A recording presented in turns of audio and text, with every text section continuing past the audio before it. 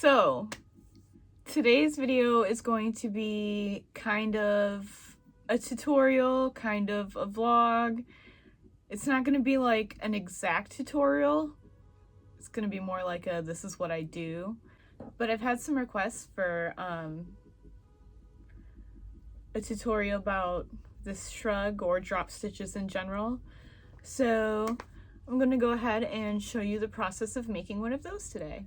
I'm going to try out this yarn that my grandma got for me. She scored a big bag of yarn for me at the thrift store, so I'm really excited to see how this works up. Especially with this pattern, I'm not really sure where the color placements are going to be at, like what the final product's going to look like. So I'm actually going to make most of this on two different knitting machines. I'm going to use my flatbed knitting machine, and then I'm going to use my Centro knockoff circular knitting machine for the sleeves. So we'll get started with the body on the flatbed knitting machine, and I'll show you how I set that up. Every knitting machine is different, and also this could be translated to working flat back and forth on straight needles, or you know, circular needles but back and forth. Yeah, I think that would probably be the best translation to hand knitting. I hope this camera setup works. I don't know how it's gonna look when I walk in. I'll try not to be in front of it very often. So this is my knitting machine. It's called the Ultimate Sweater Machine. So I'm gonna make a different size this time than I did previously. So I'm not quite sure exactly how many needles I'm gonna use. We'll figure it out. Yeah. All right. So these are all of the needles that I'm going to be working with. This flatbed knitting machine has 100. I'm using, I think, 68.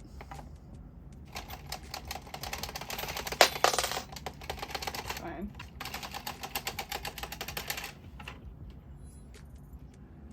Yes!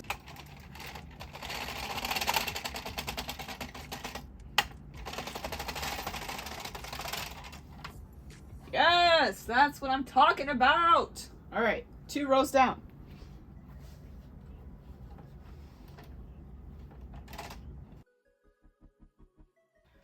All right, so now I will take a needle and some scrap yarn, and I'm gonna disconnect this from the machine. So in order to do that without dropping stitches, you just go into the middle of every loop. If you want to get technical about it, you go over and under, over and under. Okay, look at the hook that I'm going to be doing this with. Yeah, there we go. It's got my logo on there. I'm going to link the Instagram account that I got this from in the box, the more info thing. But yeah, this is beautiful. So this is what I'm going to be using to do the crochet edge here. So I need to flip this big old thing around to where it's facing me. So you're getting like the backwards view. I apologize about that. I've exhausted every camera angle I can possibly do in here right now, and this is the best I got right now. So what I'm gonna do is where the working yarn is, the last loop of the row, I'm gonna insert my hook into the last loop, and I'm holding the working yarn. I'm gonna pull it through, slip stitch, go into the same stitch, and single crochet. And then I'm going to single crochet through the next loop. So I'm gonna make a 2x2 ribbing. So these are the first 2. And then I'm going to pull the string out of the first 3 stitches, and that's going to drop the 3rd stitch. So I'm going to undo it all the way down, and then I turn it around because I can't do it backwards. My brain just won't process that. And I'm going to work it back up. So what I do is I put my hook under the elastic, and then underneath the first bar, pull that bar under the elastic, pull that next bar through the loop, pull it through, just keep pulling it through, basically just like fixing a stitch if you drop a stitch in knitting. but we're doing that every 2 stitches to create a ribbing. So now that I have it up, I gotta flip it back. Ooh.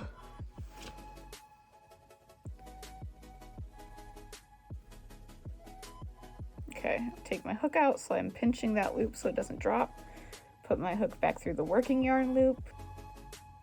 Okay, then we're gonna do the single crochet and repeat that process for the next stitch. So now we got our first 2 rows, or first, I guess I should say first 4 rows of ribbing. So now we're just going to continue this pattern all the way down, and I'm just going to put this in time-lapse mode.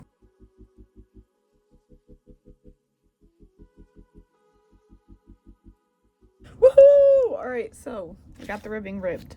The ribbing has been ribbed. This is the back side. This is the front side. You can tell because the single crochets look nice on this side. So we're going to hang this back onto the knitting machine with this side facing the wall and this side facing us. I got it back on the machine here. I did that by putting the back loop of every single crochet onto the hook. That way it creates a little bit of a ridge in the front. So now we're going to do 10 more rows before we change anything else. I'm going to take my little hook tool thingy.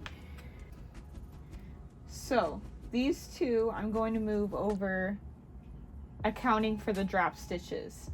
So we're going to start by dropping the 2 stitches directly next to them.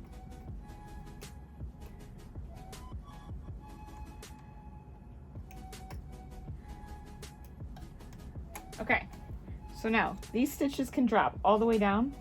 That's exactly why we took it off and did the crochet bind off before we started doing the neck shaping. So now we're going to move it over. This one's going to come over to this hook. This one's going to come over to this hook. In order to keep the neckline looking smooth, what I'm going to do is I'm going to basically chain 2 in between since we dropped 2 stitches. So let me grab my hook.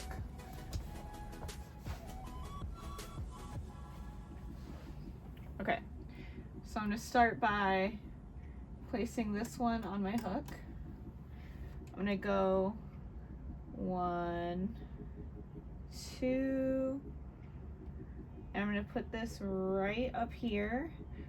First, I'm going to push this loop on the hook behind the little latch, put this one on the hook itself, and pull it through. Okay. So now I'm gonna do the same thing over here. Take this one off. Take it off. Taking it off. All right. Chain 2.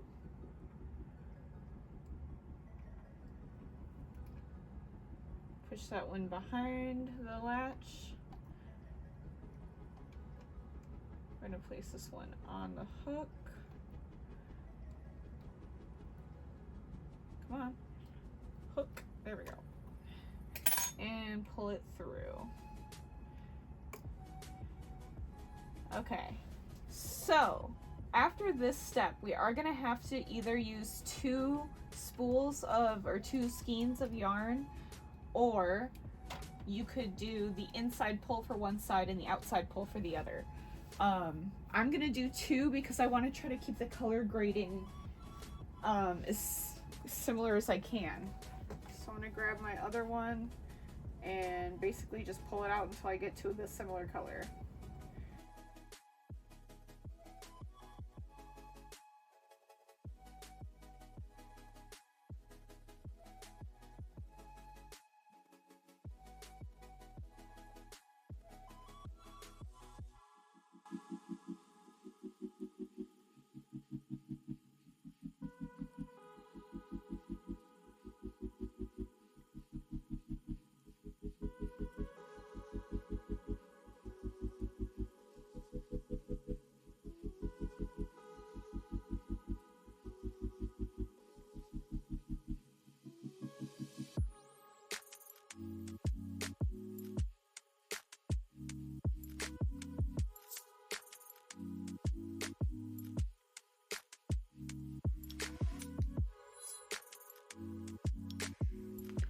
Okay, so after I was done with the decreases for the neck shaping, I did 3 rows just without any changes.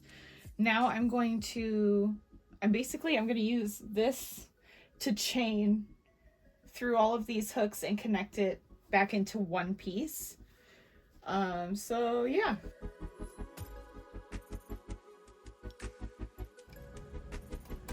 All right, okay, so I'm gonna undo the extra one I did, and then I'm going to pull this one long because I'm gonna cut it.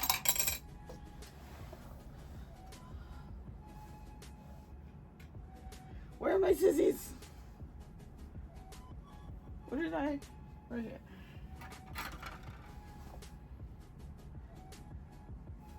I'm cutting a generous tail because we're gonna have to weave this in at some point. I'm gonna do like a minimal weave in right now just to hold it in place, but I'm gonna wait until the body part of the shrug is finished to really finish it off, so that way I know the best spot to hide it. So I'm gonna go through this loop right here to make it look like it's connected, and just to secure it a little bit more, I'm just gonna kind of weave it in the loop underneath that and around again in the one underneath that, just so it stays in place while we finish. So now, chippy clippy. Now, this row that we're gonna knit across this way is gonna be very fragile because these are tight and there's no weight applied to this section. It knits so much better when there's weight applied to it. So I'm gonna grab my pokey weights that I got off Amazon. They're honestly kind of shitty, but it's what I got. So I'm gonna poke that in there as best I can. Wow, that sucked. There we go, that's better. It's better for sure. Okay, so now we're gonna go across very carefully.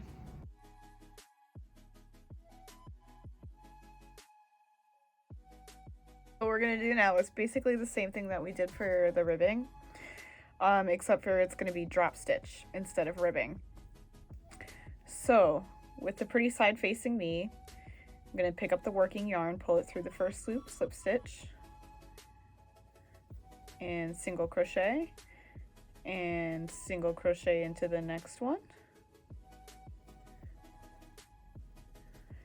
Then I'm gonna chain 2 and skip 2. So 1, 2, 1, 2, single crochet, single crochet. I'm going to continue this pattern all the way across. We should end with 2 single crochets.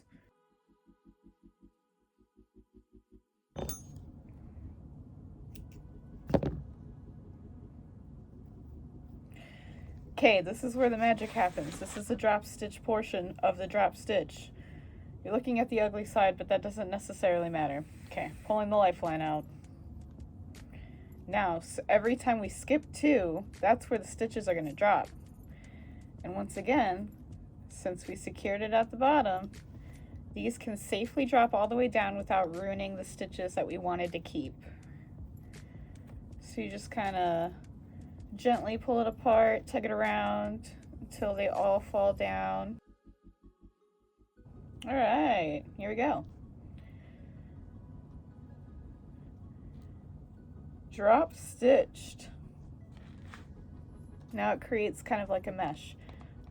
So we're gonna hang it back up the same way we did last time on the back loops of the single crochet bind off we did, and we'll knit another 10 rows and repeat the ribbing that we did in the beginning of the video. Okay, so now I'm gonna use my knockoff Centro to make the sleeves. It's a 48 pin circular knitting machine. And I went ahead and I wound a piece of scrap yarn around for the first row, and then I'm going to use yarn from the cake for the rest of it. I'm gonna do 38. Let's do 38. We'll see how that goes.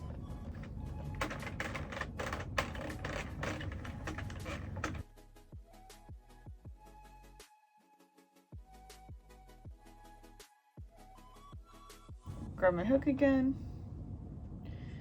pull through, slip stitch, and single crochet,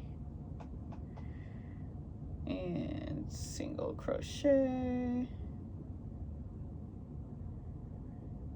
and chain 2. 1, 2, skip 2, single crochet, all the way around. So I repeated the single crochet onto chain 2, skip 2 on the bottom edge as well. So now I've done it on both sides. Now you can drop all of the chain 2 space stitches.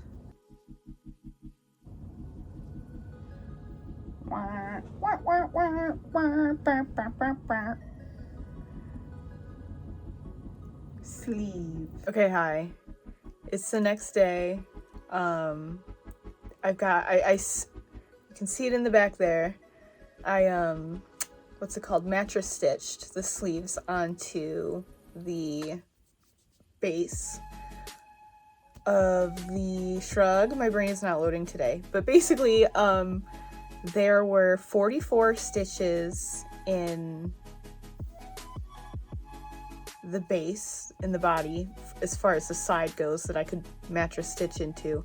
The sleeve has 48 stitches, but obviously I don't want to attach all 48 stitches to the body because then there wouldn't be anywhere for you to insert your arm into. So I did about half. So I did about, what's that, 24? And then I just kind of stitched the rest of the body around some more of the sleeve. It's a little hard to explain, but we still have to add a little bit of ribbing, and we have to do the cuffs. The cuffs I am going to do with hand knitting, so I'll show you that process as well. But yeah, this is all the yarn that we ended up using. I was expecting it to go through the whole spectrum, but I don't know why, because it seems like I could probably get 4 shrugs out of these. So we're just gonna keep working on that today. But yeah, we'll get that off the mannequin and back on the knitting machine. All right, so this is what it looks like after my description. I connected the sleeve. Why is it? I feel like it's not focusing.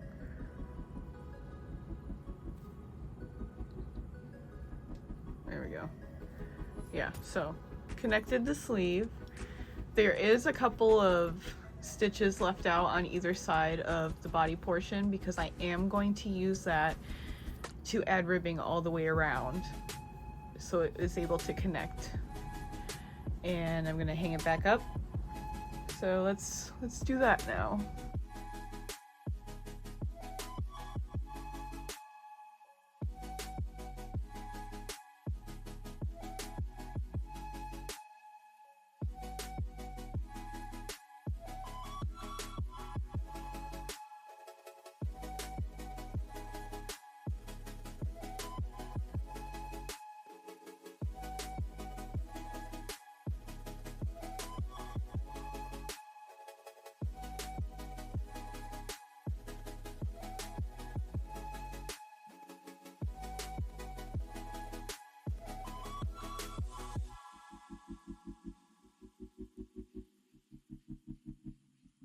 Okay, so now we are going to make the cuffs. I'm going to take some of the yarn that I took out of the center of the second skein, and I'm using a 4.5 millimeter circular knitting needles. So I'm just going to pick a spot to start, and I'm going to insert my knitting needle into the back loop of the single crochet bind off of the sleeve, yarn over, pull through. And I'm going to do that for every 3 stitches, and then I'm going to skip. So 3, skip that one.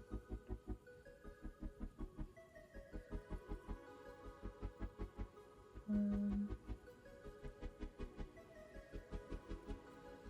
2, 3, skip.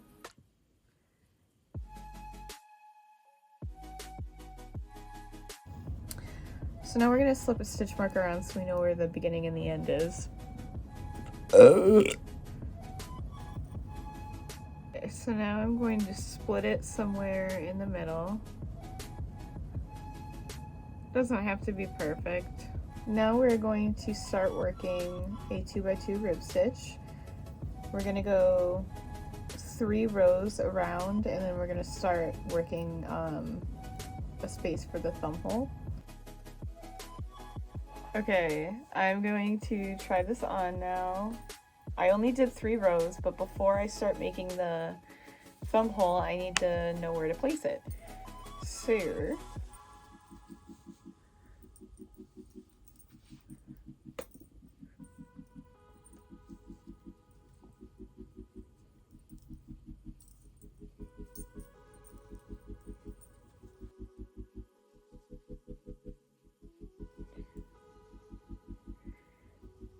these last stitches on my hook are where I'm going to start creating the thumb hole. So I'm going to, it's a purl stitch, so I'm going to purl it. I'm going to purl the next stitch. I'm going to use my working needle to flip the first purl over the second purl and then let it drop off the hook. Then the next one's a knit. I'm going to knit and take the second purl, flip it over the knit. Knit the next one, take the first knit, flip it over the second. Purl, take the knit, flip it over the purl, and purl. Take the first one, flip it over the second. Okay, and that also happens to coincide with the start. Wow, that's pretty cool. Okay, I think I told you the wrong thing last time. So after you cast off the stitches that you cast off, you don't turn. You finish knitting the row that you're on first before you turn. So when you come back around to it, that's when you start working back and forth. Sorry about that. Wanted to correct that. Okay, so here's where we cast off. We got back around to it, so now we're going to start working back and forth. We're going to cast on a couple stitches. So to do that, I put like a long tail cast on, basically. You just long tail cast on. So we cast it on, purl, knit, knit, purl, purl. All right, sick. Now that those are on, we're gonna reset. To do that, we'll finally slip the stitch marker on to the other side, and we'll split it down the middle again. So to connect it again, you just start knitting as if it had never been separated.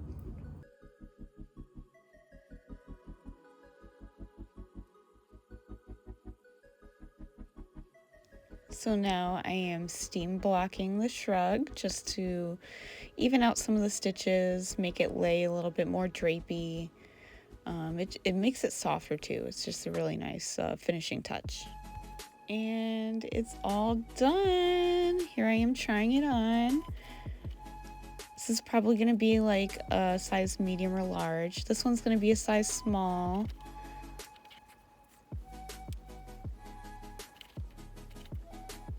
And this one is a size small medium. But yeah, that's all. Thank you so much for watching. I hope you enjoyed, and subscribe.